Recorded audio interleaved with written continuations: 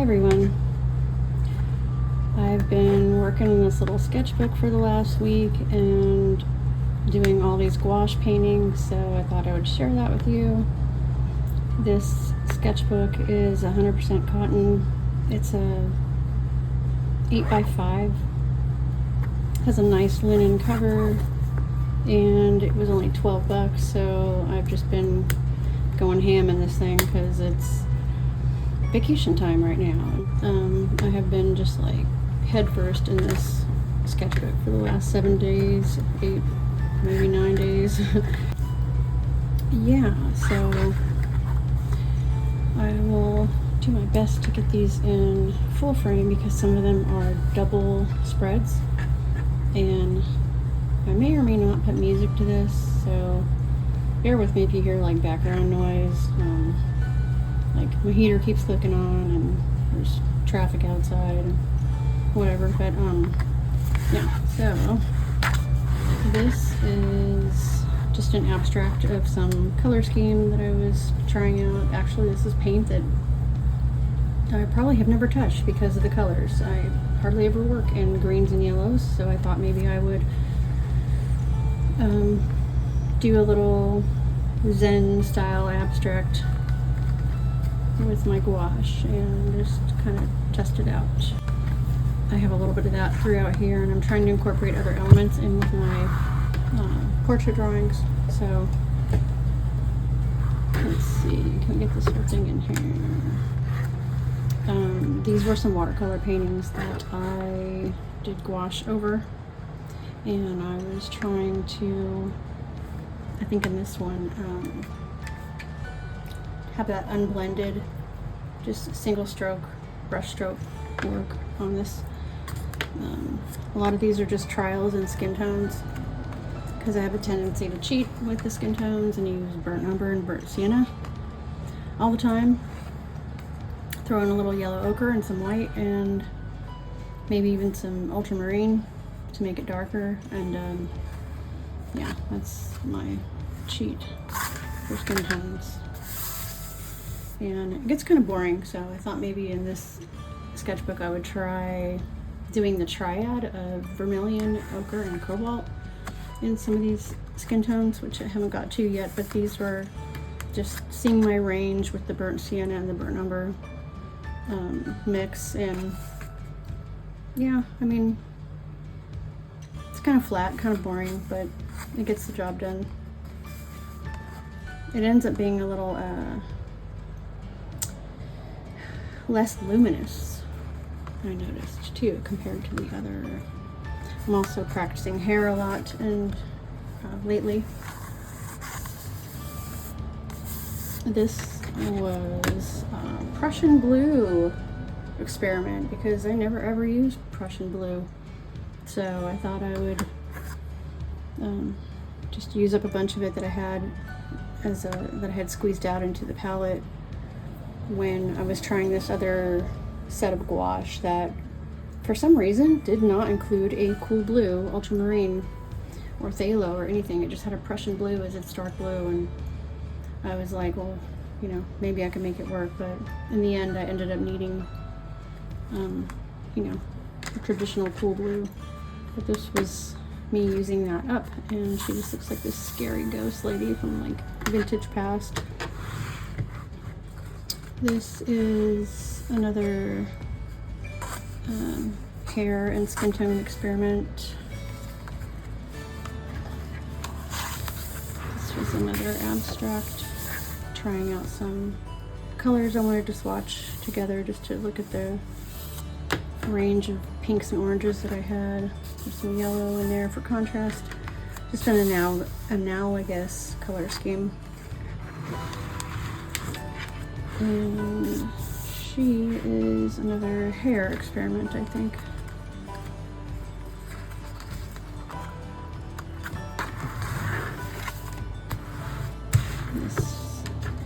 I'm trying to do more other elements in my portraiture in the backgrounds, and whenever you have like a landscape spread like this, it kind of gives you more opportunity for that. So I have this thing I like to do when I have, you know, flowing hair, is like there's something in it, like I don't know, some of the elements I like to use besides botanicals are like bubbles and abstract lines and swooshes. And so yeah, I was listening to a video of a girl doing leaf art, and I was like, oh, I'm gonna put leaves in, and just it just kind of influenced me while I was doing this painting. This is another swatch of some colors I was just looking at and wanted to do the abstract thing, and then she did not fit in portrait mode. So I just kind of threw in this floral element, and I was trying a wet and wet with gouache technique, which is, you know, still watercolor, but sometimes it has a different effect than watercolor. It just kind of blurs out instead of leaves like hard edges or actually blooms. It'll just blur, and it's kind of neat. So I was trying that here.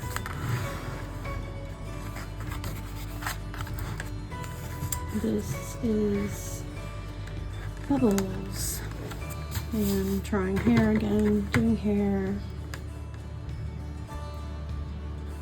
Yeah, I did hair my whole life. You'd think I'd know how to paint it, but apparently I have to practice doing that because I want it to look more cohesive and less stringy and messy.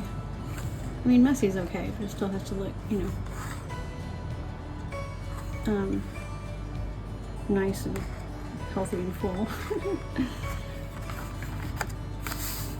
And here's one where I put the abstract element in with the portrait as part of the background. So you can see she's part of this abstract element, even though most of it is on the left and goes over to the second page. But yeah, there's some of it back here behind her, so you can see she's part of it.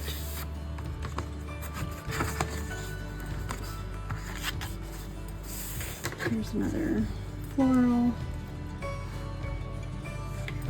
And I could not get her eyes right to save my life. I was struggling with the angle that she was like looking up, and it's a 3/4.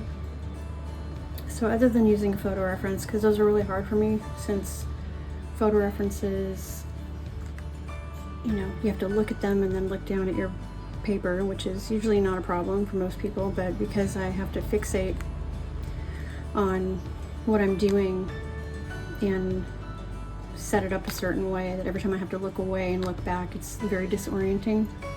So photo references are kind of hard to work from. I can do it, and I've done it before, but for just sketchbook work where I'm just chilling and trying not to think too hard, I have this other little trick. So if you've got you know, you've got your two eyes and one of them's not looking right, you cover up one and you look at the one you think is correct, and you can imagine what the other eye should be looking like if you give it a minute or two. Then when you remove your hand and look, whatever that eye should be looking like will reveal itself. So I actually thought this eye was the incorrect eye the whole time I was trying to fix these. And it turned out that this was the incorrect eye. So when I covered up this one and looked at that, and I did the same thing, covered up this, and then looked at that, and I realized, oh, this is the one that's incorrect. So that's just a little trick if you guys find yourself struggling with eye symmetry and angles. I suppose it wouldn't, you know, work for everybody, but if your brain is pretty interesting when it comes to imagination and where it knows things should be. So I don't know, try it out. This was me practicing flat brushes and that color combo that I was talking about with skin tones. So this was a very blue overtone that was intentional. I was trying to give it that like starry night, spacey kind of look. The flat brushes are what really made it look like all the straight angles, but it gave it this kind of quality. It kind of looks like a kid's storybook or something. And this is the last one. Again, I was just trying out skin tones. And the color that I was getting with the cobalt, yellow ochre, and vermilion, I was really liking it. I actually kind of could get pretty dark with it if I used enough of the vermilion and cobalt together. So I was also trying single strokes, a watered down version of gouache, leaving it alone, trying just to let it settle like I would if it was watercolor. Well, I mean, it is watercolor, but you know, people usually work very thick in gouache, so I was trying to do a thinner single stroke brush work that wasn't too overworked, and just kind of let it settle and see what it was doing. And yeah, I just did some abstract stuff with the hair, outlined it in black just for contrast, just cause. So yeah, and that's it. That's what I've been doing in the sketchbook for the last week, and I may or may not upload this weekend, so I thought I would just